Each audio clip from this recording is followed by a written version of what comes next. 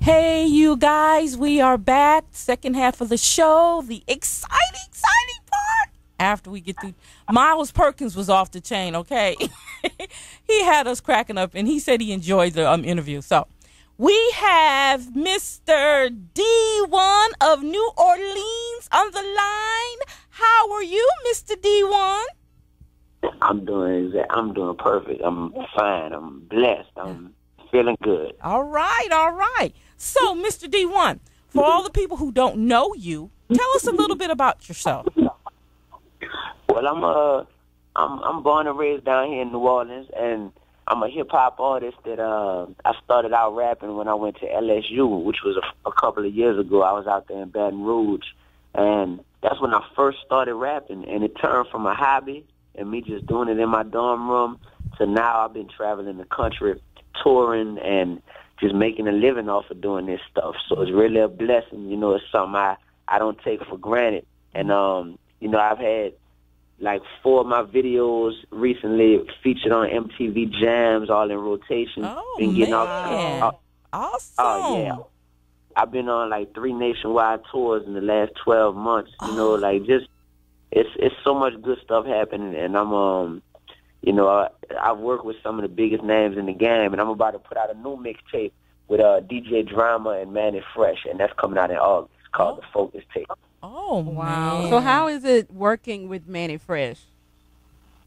Manny Fresh, working with him is like a dream come true for me because I grew up listening to the early Cash Money, which he did all the production for. So I grew up, you know, like, yo, if I ever got to meet Manny Fresh, that would be so tight. You know, just thinking with my friends and with my boys, like, yo, this is just crazy how this dude makes all these beats. And he's so funny. You know, it's so, yeah, he always so funny and always seemed like he had like a real humorous personality. So when I finally linked up with him, it took about 5 years because I met him about 5 years ago, right after Katrina happened. And I gave him my mixtape, and that's when I first started rapping. And he wasn't really feeling my mixtape too much.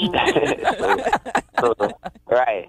So it took a minute, and it took a lot of minutes. It took 5 years worth of minutes. But he saw how much I kept grinding, and I kept buzzing, and he saw me on MTV. He heard me on the radio. He just heard everybody talking about D1, D1, D1. So finally, he reached out to me, and we started working. And now he's you know, he been doing production for me, and he's co-hosting my mixtape along with DJ Drama. So it's really, you know how people say dreams come true. It's like I'm still chasing after a lot of my dreams, but certain things like that it gives me confirmation that dreams do come true. So how do you stay grounded? How do I stay grounded? Yes.